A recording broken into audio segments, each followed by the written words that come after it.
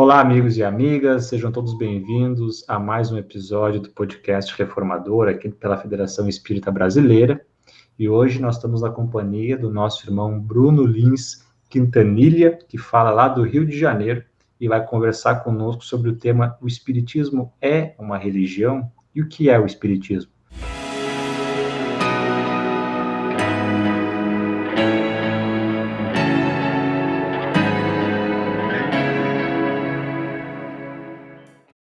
Então, Bruno, seja bem-vindo, uma alegria poder estar falando contigo nesse encontro. Guilherme, agradecer o convite, a oportunidade, dar bom dia, boa tarde ou boa noite para todas e todos que possam estar nos ouvindo e que a gente possa trocar, contribuir, acrescentar uns para os outros. Muito bem, meu amigo. Então, o Bruno, como nós já dissemos, vai falar sobre esse tema tão palpitante e que é tão dialogado atualmente no nosso movimento espírita, né? Sempre buscando resgatar esse conceito do que é o espiritismo, se o espiritismo é mesmo uma religião. E nós lembramos sempre que Allan Kardec publicou um livro com esse nome, né? O que é o espiritismo? E ali ele traz um conceito, porque muitas vezes a gente está acostumado a frequentar o centro espírita e a gente sabe muito bem das atividades da casa espírita, mas por vezes nós temos uma dificuldade de trazer assim, mas o que é o espiritismo? Qual o seu conceito? Claro que a gente não vai colocar numa caixinha fechada, mas Allan Kardec traz conceitos assim, para que a gente possa entender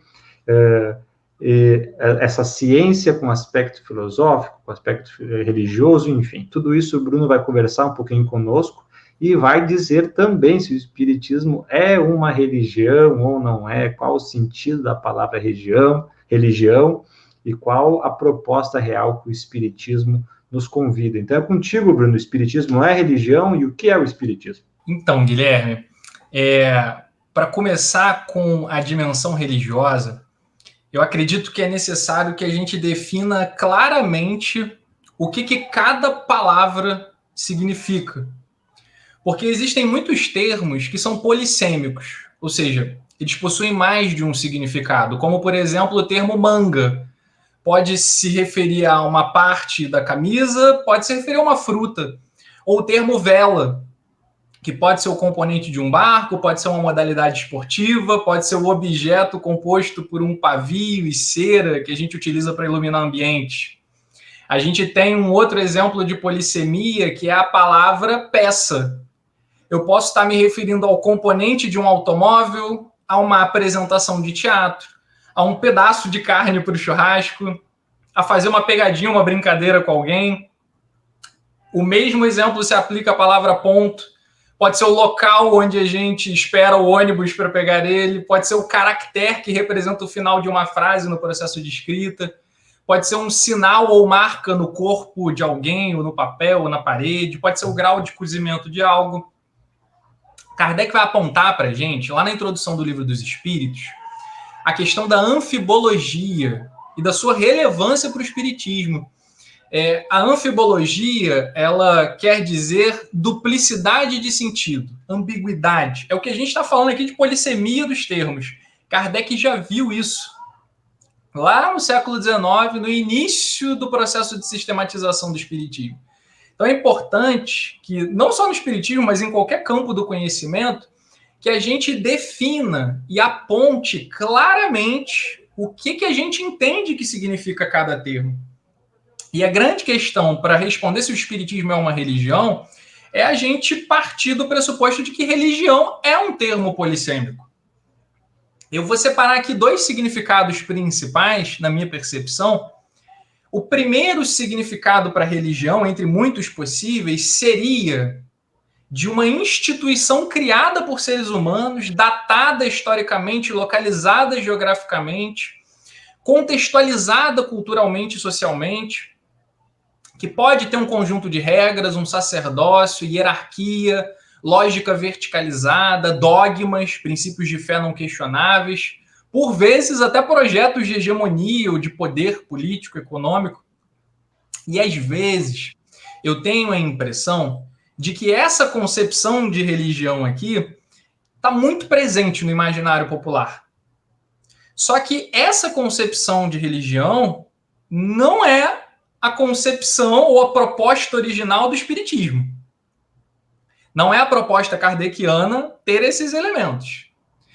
Um segundo significado que a gente pode dar, entre muitos, para o termo religião, já diferindo bastante do primeiro, é a gente encarar a religião como um sentimento, como uma forma de conexão interior e particular do ser humano com uma força maior, com o sagrado. A gente poderia chamar isso de religiosidade. Independe de lugar, independe de instituição, independe de regras. Leon Denis, sobre essa concepção de religião, lá no Problema do Ser, do Destino e da Dor, no capítulo 1, ele vai dizer assim, ó, a religião é o esforço da humanidade para se comunicar com a essência eterna e divina. No Depois da Morte, ainda no mesmo autor, Leon Denis, no capítulo 1, ele vai dizer agora o seguinte: a verdadeira religião é um sentimento, é no coração humano, e não nas formas ou manifestações exteriores que está o melhor templo do Eterno. Então, nessa segunda concepção para a palavra religião, eu acho que o Espiritismo poderia se encaixar. Só que a grande questão é como as pessoas se apropriam do termo religião. Cada indivíduo pode ter significações muito próprias. E como eu já disse, me parece que muitas das pessoas encaram religião da primeira forma aqui, como eu explicitei. E talvez justamente por isso é que Kardec evita classificar o Espiritismo enquanto religião. Porque a gente associa, muitas vezes, aquilo que a gente falou. Templos, regras, hierarquias, dogmas. E na proposta kardeciana, o Espiritismo não se coaduna com esses elementos porque ele opera numa lógica de liberdade, de criticidade, de autonomia intelectual, de responsabilidade. E a partir disso, a gente se questiona então, né? Bom, o Espiritismo é religião? A gente responde aqui, depende do que você significa como religião. E então fica o que é o Espiritismo. Aquela coisa, né, Bruno? Quando alguém nos pergunta assim, tu tem religião, a gente responde a pergunta contra a pergunta, né? Qual é o teu conceito de religião, para eu poder dizer. Mas segue lá, o Espiritismo. A gente filosofando, né? Assim, o que é religião? Mas o que é o Espiritismo? Para mim, ele é um campo do conhecimento e uma doutrina, ou seja, um conjunto sistematizado de ideias e de valores, que tem como pressupostos a abertura, ou seja, ela se propõe a dialogar e ouvir sem preconceitos. Kardec, na Revista Espírita, dialoga com todos e todas. Troca, debate, ouve sem preconceitos. Ela se propõe a ser dinâmica, ou seja, se alimenta da troca, da pesquisa, da experiência, e ela é progressiva, no sentido de que não está acabada. É um campo do conhecimento em permanente construção. Kardec trabalha isso muito bem, se não me falha a memória, no item 55 do capítulo 1 da obra Gênese. Agora, para Kardec, no livro que é o Espiritismo, no preâmbulo, ele vai definir o Espiritismo da seguinte forma: é, ao mesmo tempo, uma ciência de observação e uma doutrina filosófica. Como ciência prática, ele consiste nas relações que se estabelecem entre nós e os espíritos. Como filosofia, compreende todas as consequências morais que demandam dessas mesmas relações. Então a gente percebe que o Kardec evita classificar o espiritismo enquanto religião. Uma hipótese para isso que eu tenho, né, é justamente de que ele evitou para sair dessa saia justa de você ter um termo tão polissêmico quanto religião. E é importante também ressaltar que o espiritismo ele não surge da fé religiosa tradicional, muito embora não trabalhe contra ela. Porque qual é a origem do espiritismo enquanto doutrina? Ele surge da investigação de fenômenos que sempre ocorreram na história da humanidade. Aparição e comunicação dos mortos, intervenção dos mortos no mundo material, nas histórias de vários povos e várias culturas. Na Bíblia cristã, a gente tem inúmeros relatos dessa intervenção. Joana d'Arc na Idade Média e, finalmente, os raps, as mesas girantes no século XIX, na América, na Europa. Kardec e outros vão investigar esses fenômenos. Para investigar esses fenômenos, vão se utilizar de alguns elementos inerentes à ciência, como um método, construção de teorias, construção de hipóteses, verificação. E também, para construir o espiritismo enquanto doutrina, vai se utilizar de pensamento filosófico. O Livro dos Espíritos é filosofia espiritualista. Ou seja, é um exercício de questionamento, tendo como premissa o fato de que a vida continua depois da morte. No Livro dos Espíritos vai se questionar quem somos, de onde viemos, para onde vamos, por que estamos aqui. E para encerrar essa definição, essa reflexão sobre a natureza do espiritismo, eu gosto de dizer que o espiritismo ele tem 2 pilares, que são os seus conceitos e a sua ética. Quais são os conceitos principais do espiritismo? Na minha percepção, baseado na reflexão também de outras pessoas: mediunidade, espírito, Deus, evolução, reencarnação. Esses conceitos, eles funcionam de uma forma integrada e formam uma lente espírita para a análise da vida e da sociedade. Levando em conta aqui que mediunidade, ou o médium, né, segundo está lá no Livro dos Médiuns, no item 159, é todo aquele que sente num grau qualquer a influência dos espíritos. Então, por meio da observação e experiência, vai se identificar que a mediunidade é regida por leis, apresenta padrões, não é sobrenatural, é um fenômeno da natureza, e ela é central para o espiritismo. Não existe espiritismo sem mediunidade. A mediunidade, ela é a prova de que existe espírito, ou seja, existe um princípio inteligente em nós que sobrevive à morte do corpo físico. É comprovado empiricamente por meio da mediunidade. Então, mediunidade e espírito são os conceitos mais empíricos, mais palpáveis. Como terceiro conceito, a gente tem Deus, que na perspectiva espírita é inteligência suprema e causa primária, supremo amor, sabedoria e justiça. Embora não seja empírico, verificável do ponto de vista científico, ele é, me permita aqui a invenção da palavra, ele é filosofável, se assim a gente pode dizer. Na Revista Espírita... Perdão. Na Revista Espírita, o Kardec vai dizer que todo efeito tem uma causa. Todo efeito inteligente tem uma causa inteligente, e o poder da causa inteligente está na razão da grandeza do efeito. O quarto conceito é o de evolução, ou seja, conversando com os espíritos por meio de diversos médiuns, ele vai notar que os espíritos evoluem do ponto de vista moral e intelectual na direção do altruísmo, da sensibilidade, do amor e da sabedoria. E quanto mais a gente evolui nesse sentido, mais felicidade espiritual. Só que não tem como evoluir só com 80 anos de vida. Aí entra o quinto conceito, que é a reencarnação. Esse é o primeiro pilar do espiritismo, os conceitos. E o segundo é a sua ética, que na minha tese, na minha proposta, a ética espírita é composta por 4 valores: respeito, empatia, não violência e altruísmo. O respeito como a aceitação, acolhimento, tolerância, paciência. Lembrando que a gente pode respeitar sem concordar. Eu posso discordar profundamente das ideias de um amigo, combater essas ideias de forma não violenta, sem ódio, e ainda assim continuar tendo estima por ele. Respeitar também não é aceitar tudo passivamente. Kardec debatia, criticava, mas nunca era violento, nunca diminuía o outro, ainda que discordasse dele. O segundo valor da ética espírita, não violência, está relacionado ao respeito. Quem respeita não violência, não violenta, né? Lembrando que a gente tem vários tipos de violência, desde o tapa, do grito, do soco, até omitirmos-nos perante uma injustiça, termos um ato de racismo, de machismo, né? A fome, a ausência de moradia para todos é uma violência, a nossa relação predatória com o meio ambiente é um tipo de violência, e a violência sempre é traumática para quem é vítima, para quem comete, e a não violência é a única forma da gente construir instituições e uma sociedade estável e humanista.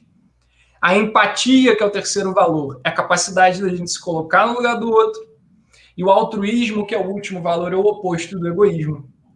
Se o egoísta leva em conta apenas a si mesmo, o altruísta leva em conta a si e aos outros nas suas atitudes, né? Então, nesse sentido, eu tenho para mim que a caridade, no seu sentido mais profundo, seria reunir todos esses valores na nossa forma de pensar, sentir e agir. A caridade vai muito além de entregar uma sopa a quem tem fome. Ela é uma forma da gente enxergar e sentir a vida e agir na sociedade. Muito bem. E uma coisa, Bruno, tentando assim contribuir também com esse nosso papo, essa nossa conversa tão fraterna, assim, também dentro da introdução do livro O que é o Espiritismo, Kardec nos diz lá, né, que o Espiritismo é uma ciência que trata da origem e destino dos espíritos, bem como das suas relações corporais. Então, claro que ciência aqui ele não está trazendo desse lado profissional e acadêmico, mas ciência como um conjunto de conhecimentos, assim como a física, a química, as ciências humanas no geral, né? Humanas que eu quero dizer terrenas, estudam os fenômenos da matéria, o espiritismo é uma pedagogia que estuda o espírito, né? E a sua relação com o mundo material, que é tanto no aspecto da mediunidade como da reencarnação, né? Como é que um espírito se liga e se desliga de um corpo, mas também do aspecto moral, porque se nós sabemos, se nós conhecemos as consequências da encarnação de alguns espíritos que desencarnam felizes, medianos ou infelizes, é em decorrência de um comportamento, de uma moral durante a vida. Então, acredito que a gente consegue, dentro de tudo isso que a gente conversou agora, dizer bem para o nosso público, né, o que é o espiritismo e esse conceito de religião.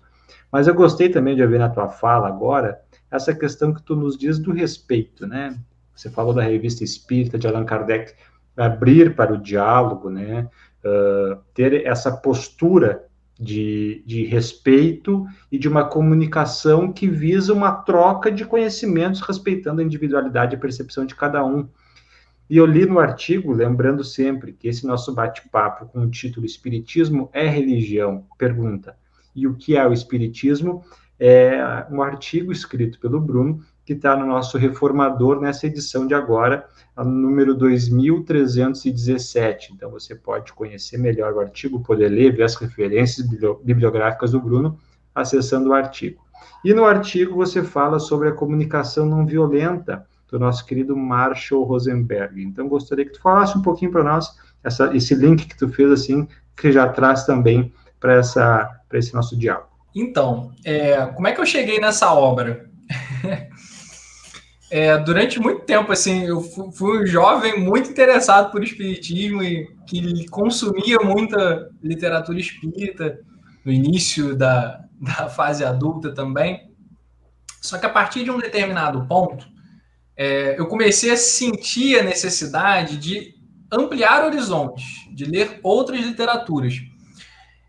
Isso coincidiu com a minha vivência na universidade também, né, onde eu fui permeado pela convivência com a diversidade, pelas trocas, pelas leituras, que me enriqueceram muito.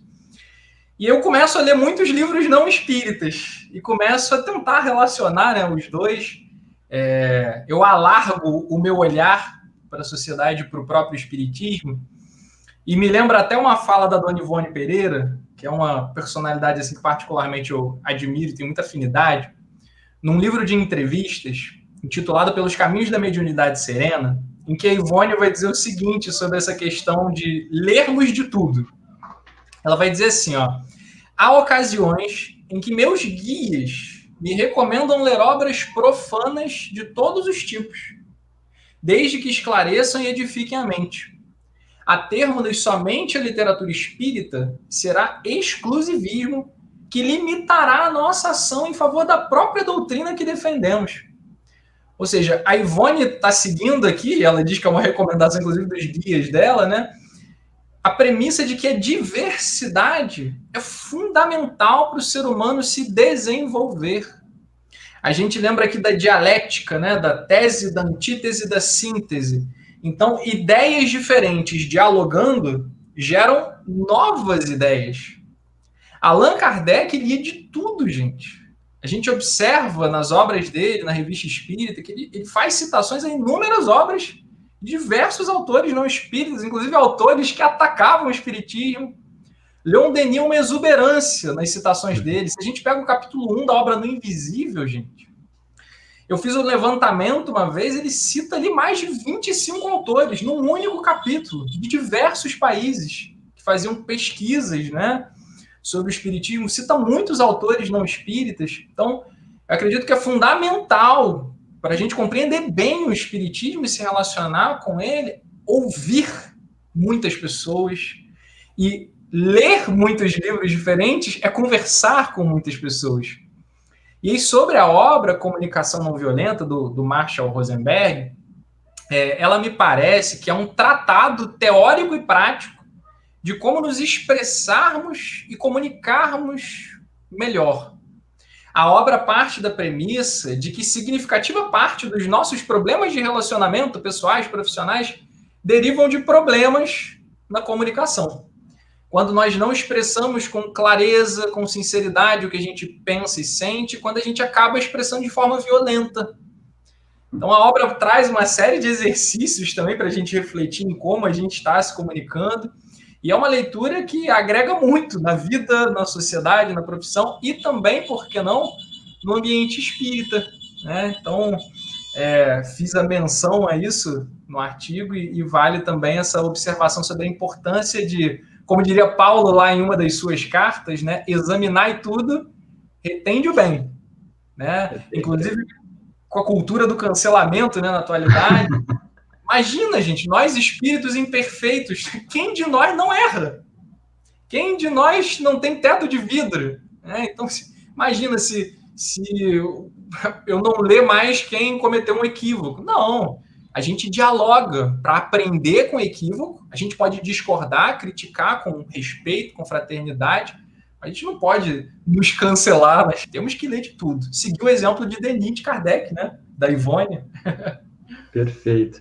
Interessante que ouvindo você falar, Bruno, eu lembrei uma vez de uma amiga, também espírita, uma liderança espírita aqui do nosso estado, que ela homenageou uma vez, fez uma referência a uma liderança política feminina, assim, mundial, e daí veio alguns companheiros criticando, né? Dizendo assim, não, mas tu é uma liderança espírita, às vezes você não pode opinar sobre algumas questões e tudo mais, sendo que a pessoa não estava falando de ponto de vista político, mas admirando ela como uma mulher, as diretrizes que ela implantou, a ética, enfim. E ela respondeu de uma forma muito bonita, assim, muito fraterna, né, dizendo assim, meu amigo, a média, né, quando a gente gosta, se afina com uma pessoa num trabalho, é a média entre os prós e os contras, o lado positivo e negativo, porque o negativo todos nós temos. Se for assim, a gente nunca vai admirar ninguém, porque você vai ver sempre o lado ruim, né? Então, vamos tentar de uma forma fraterna, indulgente, né, se relacionar com os outros. E isso, então, vai nos levar a uma nova questão, Bruno. Porque na introdução do livro Nosso Lar, lembrando que o livro Nosso Lar é ditado pelo espírito André Luiz, psicografado pelo Chico, mas ele é prefaciado, né, pelo Emmanuel, que é o mentor do nosso amado Chico Xavier. E lá o Emmanuel diz assim, em verdade, nós precisamos do espiritualismo e do espiritismo, mas muito mais de espiritualidade. Aqui é uma citação indireta, né? Mas ele traz esses eixos, espiritualismo e espiritismo, mas muito mais espiritualidade, nos convidando a desenvolver um sentimento que as religiões, as doutrinas, o nosso modo de vida, na verdade, nos convida a desenvolver algo a mais, né? A meta é espiritualidade / religiosidade também. Eu gostaria que tu falasse, assim, trazendo aquele final do artigo ali que tu trabalha essas questões, fala também do amor, que tu possa, para a gente encaminhar para o encerramento, falar um pouquinho desse assunto. Então, essa questão é muito interessante, porque durante muitos anos eu não entendi essa afirmação do Emmanuel que está lá, né, no livro Nosso Lar, é o finalzinho do texto dele, né, lá no início. Eu me questionava, porque eu pensava, bom, espiritismo, espiritualismo, ok, mas o que ele quis dizer com espiritualidade aqui? Eu não sei quando, mas eu sei que num determinado dia me deu um estalo. Eu falei, caramba, eu acho que eu entendi. Eu acho que a gente precisa diferenciar os três termos aqui, porque são termos que tangenciam um ao outro, mas não são sinônimos. O que é espiritualismo? O próprio Kardec esclarece isso na percepção dele no início do Livro dos Espíritos. Ele vai colocar que o espiritualismo é o oposto do materialismo. O materialismo é polissêmico também, né? Mas na concepção kardeciana, o materialismo é a doutrina, ou é aquele, no caso do materialista, que não crê que exista vida após a morte. Não tem nada além da matéria. E o espiritualista seria aquele que crê no oposto. Não, existe algo para além da matéria. E o espiritualismo é esse campo, né? Então, tá aí primeiro, o que é espiritualismo? O que é espiritismo? O espiritismo está sob o guarda-chuva do espiritualismo. O catolicismo é espiritualista, a Umbanda é espiritualista, o espiritismo é espiritualista. E o espiritismo, como a gente já disse aqui, né, doutrina, campo do conhecimento, que tem as relações entre os encarnados e os desencarnados como seu objeto de estudo. Aí entra o terceiro elemento, que é o que eu demorei aqui para tentar entender, que é a espiritualidade. E eu acho, pessoalmente, né, que espiritualidade é toda vez que eu penso ou eu sinto de forma que transcenda a matéria. Então, se eu estou vivendo um momento de amor, de afeto com alguém, eu estou tendo um momento de espiritualidade. Se eu estou surfando, pegando um tubo e passando a mão na água do mar, me sentindo ali muito bem, me sentindo conectado com a natureza, eu posso não ter religião nenhuma, mas eu estou vivendo um momento de espiritualidade. Se eu estou criando, compondo uma música, uma poesia, se eu estou consumindo arte e aquilo está me fazendo, assim, sabe, transcender a matéria, se eu estou tendo sensações, emoções com aquilo, eu estou vivendo um momento de espiritualidade. E aí, a afirmação do Emmanuel é, né, precisamos, em verdade, do espiritismo e do espiritualismo. Ou seja, espiritismo é uma ferramenta legal? É, pra caramba. O espiritualismo é um grande campo que pode acrescentar muito? Sim. Mas a gente precisa mais ainda de espiritualidade. Isso aqui eu achei muito legal. Por quê? Você pode integrar, né, a corrente espiritualista, você pode ser espírita, mas você pode não amar. Você pode ser desonesto, você pode ser insensível, você pode ser arrogante, você pode ser soberbo. Porém, você pode não ter nenhuma religião, você pode não frequentar nenhum lugar, mas você pode vivenciar espiritualidade ativamente. Você pode ser ateu, mas se você tem muitos momentos na sua vida em que, pelo sentimento e pelo pensamento, você transcende a matéria por meio do afeto, da arte, da criatividade, das emoções, você está vivendo momentos de espiritualidade. E a gente sabe, na visão espírita, né, que o que sintoniza com os bons espíritos não é o que a gente fala, não é a nossa crença, é o que a gente sente e é o que a gente faz. Então, na verdade, precisamos, em verdade, do espiritismo e do espiritualismo, mas muito mais de espiritualidade, eu vejo, inclusive, com uma cutucada muito sutil aos falsos profetas, aos hipócritas e às pessoas que acham que só frequentar um lugar basta. Né? E aí a gente vai lá para o lema, né? Kardec, fora da caridade na salvação, ou lá para a carta do Tiago, no Novo Testamento, como diz que a fé sem obras é morta. Né? Então, há muita gente, essa é uma frase que eu vi na rede social uma vez, há muita gente com intensa religiosidade que não tem religião. A gente poderia falar intensa espiritualidade, né? Então, citando aqui o pastor Henrique Vieira, que eu cito lá também no artigo, espiritualidade é abertura, fundamentalismo é fechamento. Espiritualidade se move nas perguntas, fundamentalismo é incertezas irretocáveis. Espiritualidade é experiência e contemplação, fundamentalismo é doutrina. Espiritualidade se move no amor e na liberdade, fundamentalismo na culpa e no medo. Espiritualidade transita nas diferenças e percebe a diversidade como expressão sagrada. Fundamentalismo vê a diversidade como maldição.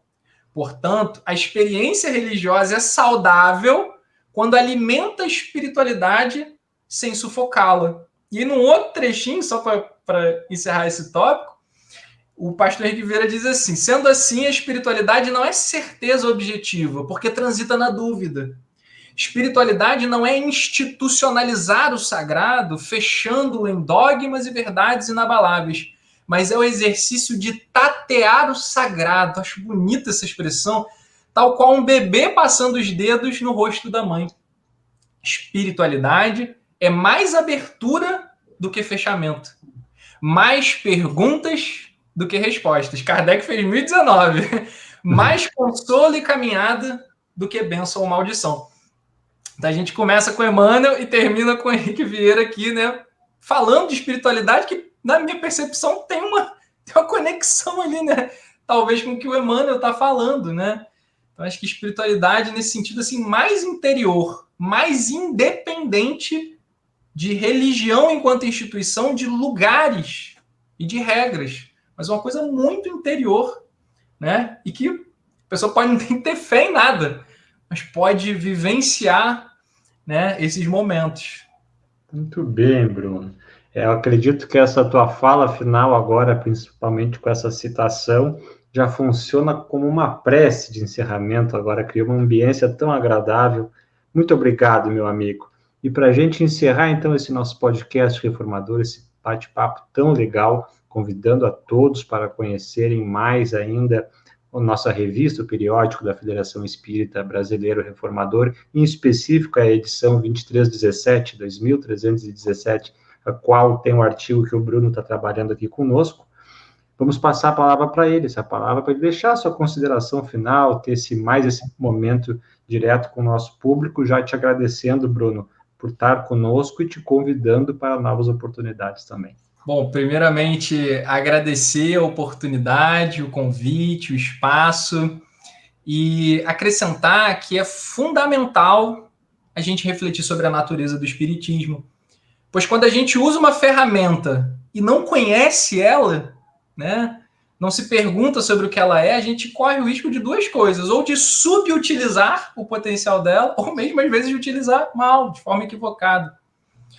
O outro é que eu não estou trazendo aqui verdades inabaláveis. Critiquem, discordem, concordem, acrescentem, porque isso enriquece. O objetivo aqui é contribuir, é estimular reflexões.